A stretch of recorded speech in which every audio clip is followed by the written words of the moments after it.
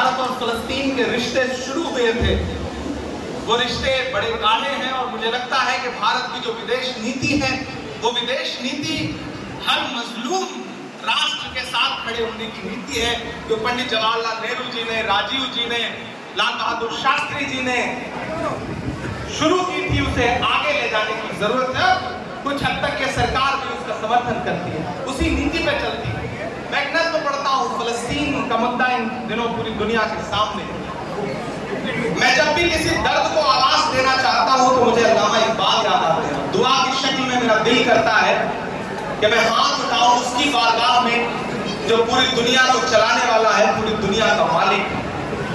और जब मैं ऐसी कोई बात कहना चाहता हूं तो मुझे अल्लामा इकबाल की वो नज़्म याद आती है जो पूरी दुनिया में मकबूल है कि लब पे आती है दुआ बन के तमन्ना मेरी। मैं इस एक मिसरे को उठाता हूं और एक मुकम्मल नज़्म आपको सुनाता हूं। आपकी आंखों में वो तमाम मंजर तैरते जाएंगे।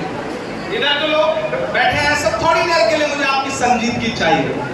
लब पे आती है दुआ बन के तमन्ना मेरी, लब पे आती है दुआ बन के तमन्ना मेरी, सुन ले तू आज ये फरियाद खुदाया मेरी, लब पे आती है दुआ बन के तमन्ना मेरी।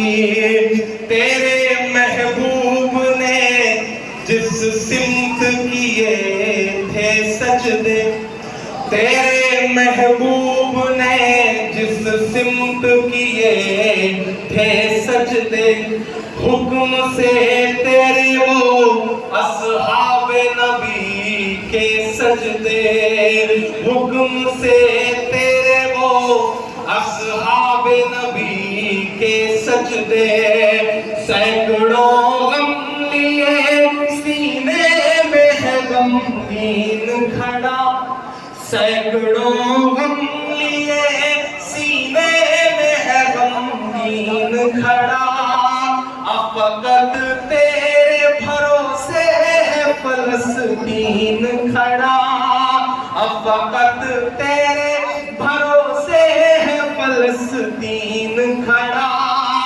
काश दुनिया ये समझ पाती है झगड़ा क्या है, काश दुनिया ये समझ पाती है झगड़ा क्या है, आपके घर पे किसी गैर का कब्जा क्या है, तू जो चाहे तो हर एक बात को बेहतर कर दे, एक नजर डाल के हालात को बेहतर कर दे,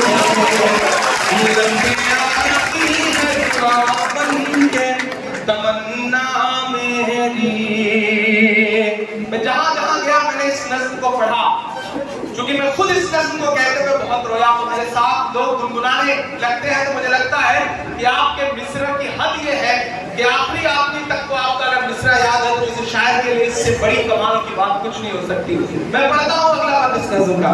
लब पे आती है दुआ बन के तमन्ना मेरी, अब कहीं भी नहीं सुनवाई है मेरे मौला, सारी दुनिया ही तमाशाई है मेरे मौला, सारी दुनिया ही तमाशाई है मेरे मौला, जो तेरे नाम पे लड़ते हैं अगर हारे तो इसमें हम सब की भी रुसवाई है मेरे मौला, उनकी उजड़ी हुई बस्ती की सदाएं सुन ले ऐ खुदा, क़िबले अव्वल की दुआएं सुन ले, तू जो चाहे तो बुरा वक्त भी टल जाएगा, रात की कोख से सूरज भी निकल आएगा,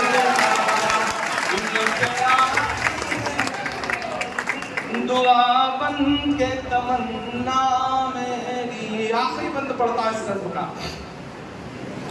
कि दूध मुहे बच्चों के भी ख्वाब हुआ करते हैं, दूध मुहे बच्चों के भी ख्वाब हुआ करते हैं, जंग करने के भी आदाब हुआ करते हैं, जंग करने के भी आदाब हुआ करते हैं। हम नहीं कहते हमें कोई पैगंबर दे दे, जो फकत तेरे ही आगे झुके वो सर दे दे। लश्करे फील जहालत पे उतर आया है, लश्करे फील जहालत पे उतर आया है। ऐ खुदा फिर से अबाबीलों को कंकर दे। कौन कहता है कि जो भारत का पैगाम है, कौन कहता है कि नफरत से चलेगी दुनिया, तू दिखा दे कि मोहब्बत से चलेगी दुनिया, तू दिखा दे कि मोहब्बत से चलेगी दुनिया। लपे आती है दुआ बन के तमन्ना मेरी। बहुत शुक्रिया, बहुत मोहब्बतें। और आखिर में गाजीपुर वालों आपसे बस इतना कह रहा हूं कि सामाजिक न्याय की लड़ाई में ही नहीं बल्कि जिंदगी के हर मोड़ पर शिक्षा का जो महत्व है उस महत्व को समझना पड़े। अपने बच्चों को पढ़ाने का जज्बा पैदा करिए और ये 4 मिसरे मेरे घर लेकर के जाइए कि इस तरह हौसले आजमाया करो, मुश्किलें देख कर मुस्कुराया करो, मुश्किलें देख कर मुस्कुराया करो। दो निवाले भले कम ही खाया करो, अपने बच्चों को लेकिन पढ़ाया करो, अपने बच्चों को लेकिन पढ़ाया करो। शिक्षित होइए, संगठित होइए। कभी डॉक्टर बाबा साहब अम्बेडकर ने कहा था ना कि शिक्षा वो शेरनी है कि जिसका दूध जो कोई भी पिएगा वो दहाड़ेगा। तो अगर दहाड़ना चाहते हो, समाज में इज्जत के साथ रहना चाहते हो तो शिक्षित बनो। बिना शिक्षा हासिल किए, बिना पढ़े, इसलिए मत पढ़ो कि नौकरी मिल जाएगी। सिर्फ नौकरी का मकसद बना के मत पढ़ो, इसलिए पढ़ो कि समाज में इज्जत के साथ जीना है। और अगर किसी के साथ जुल्म हो रहा है, वो कोई भी हो, वो दलित हो, पिछड़ा हो, आदिवासी हो, महिलाएं हो, युवा हो, अगर उनके साथ जुल्म हो रहा है तो अपने इल्म का इस्तेमाल उस जुल्म को रोकने के लिए करो। अल्लाह के रसूल ने कहा है ना कि इल्म हासिल करो चाहे चीन तक जाना पड़े। तो चीन जाने से मुराद मुझे लगता है उस दौर में यही थी कि कितनी भी मुश्किल आए, कितना भी दूर जाके इल्म हासिल करना पड़े, लेकिन इल्म हासिल करो और डरना बंद करो। आखिर में डरना बंद करो। हुकूमत ये दिखाना चाहती है कि तुम्हारी चूड़ी टाइट कर रहे हैं इसलिए लोग खुश हो रहे हैं। सबका है ना जो इस बात पर खुश है कि तुम्हारी चूड़ी टाइट हो रही है। नहीं, डरना बंद करो। एक बुरा दौर आया है, टल जाएगा। वक्त का क्या है, दिन बदल जाएगा, बदल जाता है वक्त। और जो कराने की साजिशें लेके बैठे हैं उनसे बस इतना कह के जाता हूं कि मत समझना डराने से डर जाएंगे।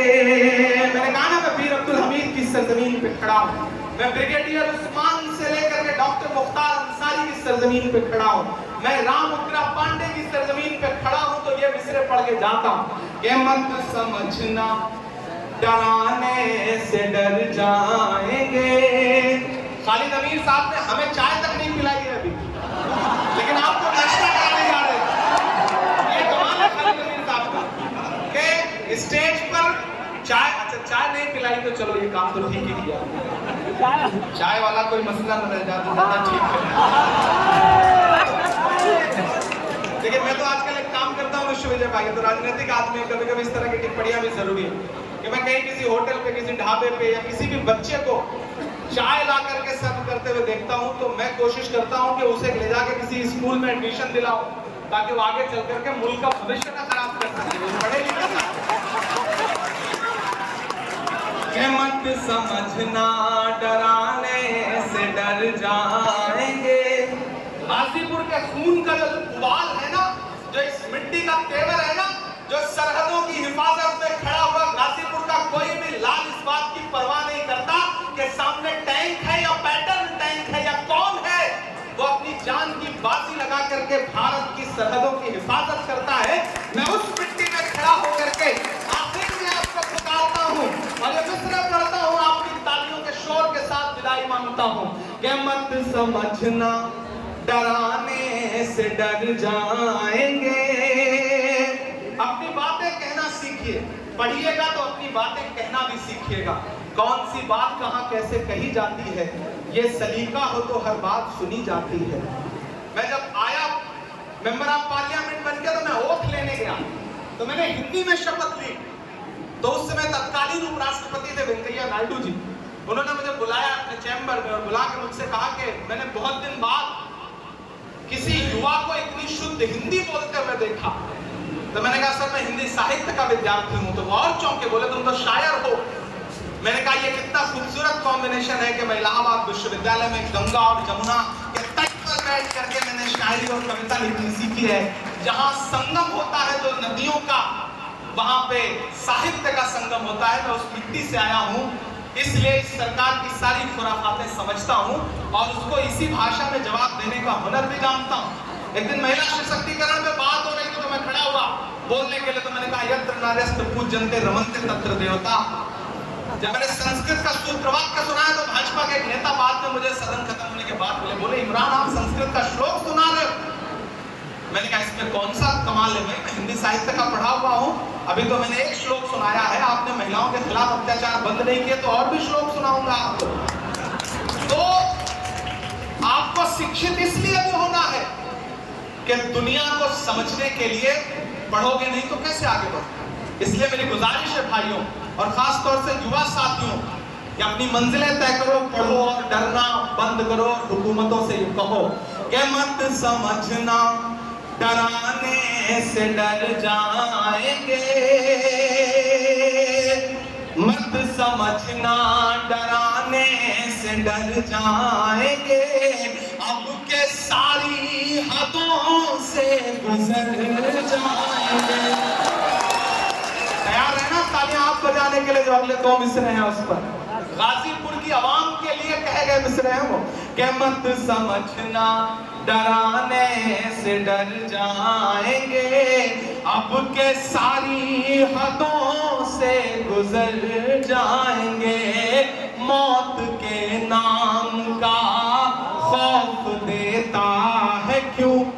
तैयार रहिएगा कि मौत के नाम का खौफ देता है क्यों, मौत जिस रोज आए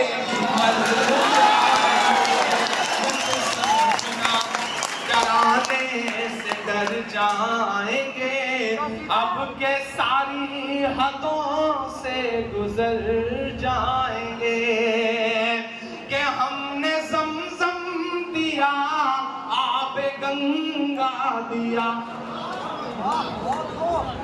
हमने ज़मज़म दिया आबे गंगा दिया, तुमने भारत को दंगा ही दंगा दिया। अगले 2 मिसरे हैं जिन्होंने अब तक हाथ नहीं खोले होंगे, उन्हें भी कसम देता हूँ कि तालियां रोक पाइएगा तो रोकिएगा कि हमने ज़मज़म दिया आबे गंगा दिया, तुमने भारत को दंगा ही दंगा दिया, तुमने एक रंग के ख्वाब देखे मगर, तुमने एक रंग के ख्वाब देखे मगर, हमने हिंदुस्तान को तिरंगा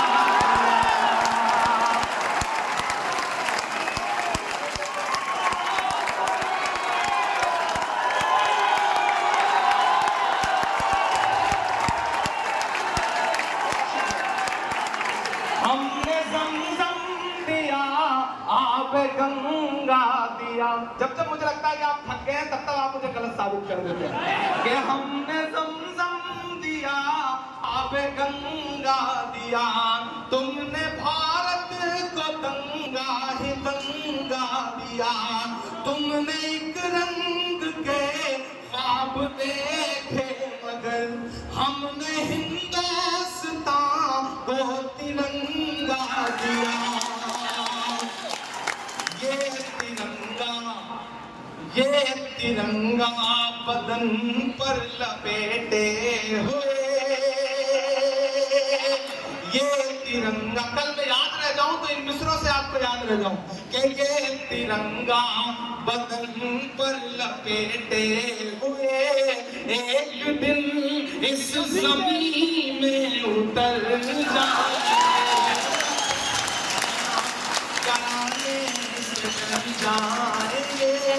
अब के सारी हदों से गुजर जाएंगे।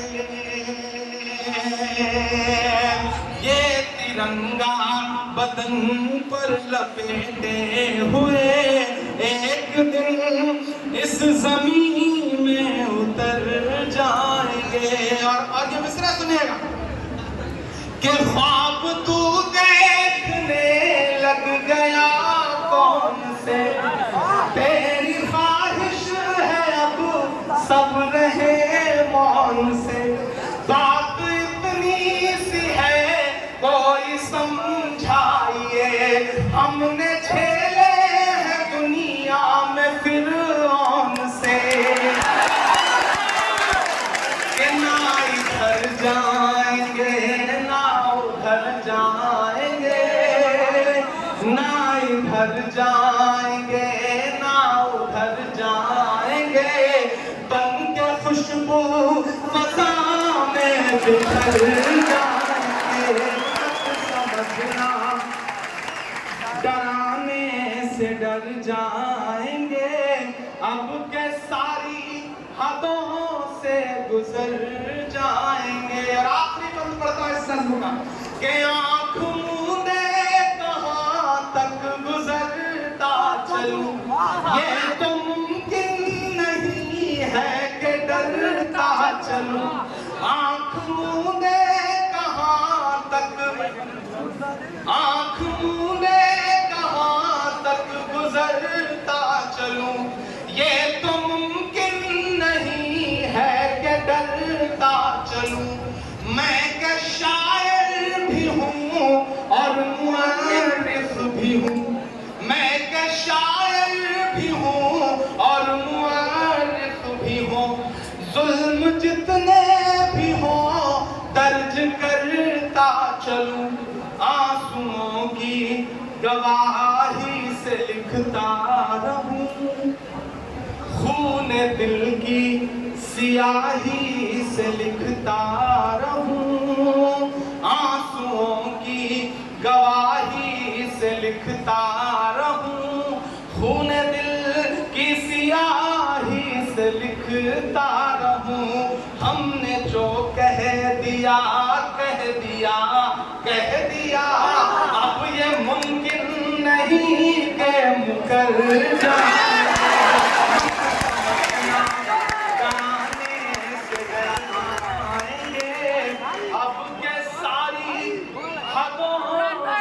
गुजर जाएंगे।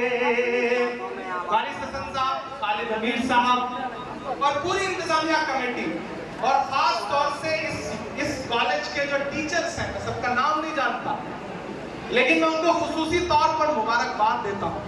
मैं जानता हूँ कि एक इवेंट करना कितना मुश्किल काम होता है, और इस तरह से जिसमें सियासत के भी रंग हो, अदब के भी रंग हो और कल्चरल प्रोग्राम भी हो, उसे सजोना बहुत मुश्किल काम होता है। लेकिन खालिद अमीर साहब को मुबारकबाद के ये मुझे बुला के नहीं लाएंगे, मुझे पकड़ के लाएंगे। मतलब मैं ये जुमला इस्तेमाल कर रहा हूँ, होता है पकड़ के बुलाना। मैं लंदन था और दिन में 3 4 इनके इस बात के आते थे कि आपकी फ्लाइट कब लैंड करेगी, आप देर ना करते, फ्लाइट डिले ना हो जाए। मैंने कहा इतना परेशान मत होइए, इंशाल्लाह गाजीपुर वालों से एक जज्बाती रिश्ता है, तो इस रिश्ते को निभाने के लिए जरूर पहुंचूंगा, चाहे जैसे पहुंचूं। मैं आपके बीच में हाजिर हुआ। यहाँ जो आवाम बैठी है और स्टूडेंट जो बैठे हैं उन सबका बहुत शुक्रिया अदा करता हूँ। मैं महाराष्ट्र से मेंबर ऑफ पार्लियामेंट हूँ, तो अपना बजट यहाँ कुछ नहीं दे सकता, ये मेरी एक मजबूरी है। अगर मैं उत्तर प्रदेश से मेंबर ऑफ पार्लियामेंट होता तो मेरी कोशिश होती तो मैं 1 साल का पूरा 5 करोड़ इस इंस्टीट्यूशन को दे देता।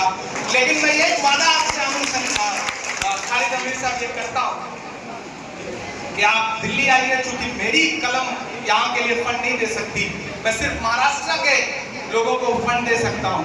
लेकिन ऐसे कई राज्यसभा मेंबर ऑफ पार्लियामेंट हैं जो हमारे साथ उत्तर प्रदेश के हैं और हमारे साथ हैं, हम उनके कहीं काम आ जाते हैं, हम उनसे कोई काम ले लेंगे।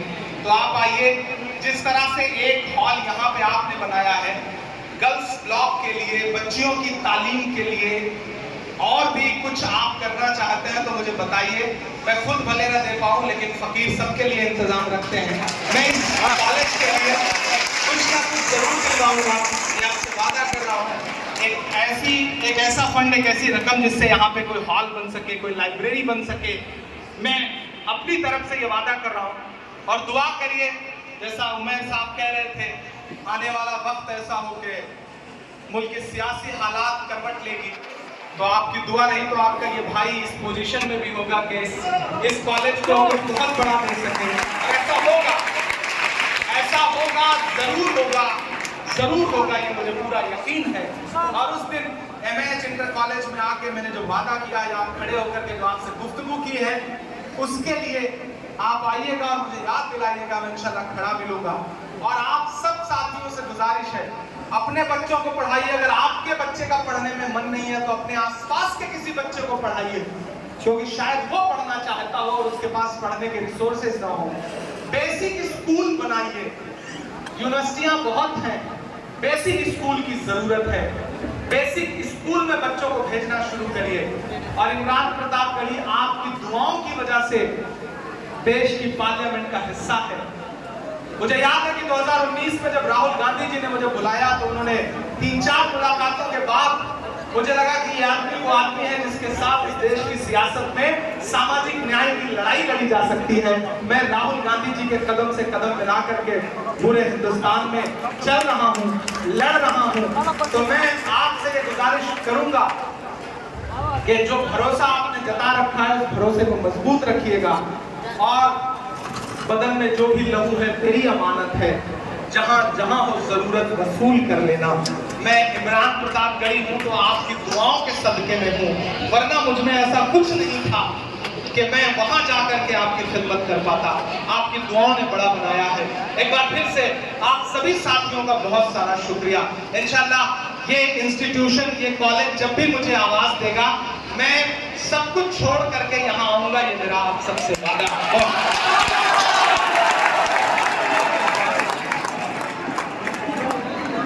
बहुत शुक्रिया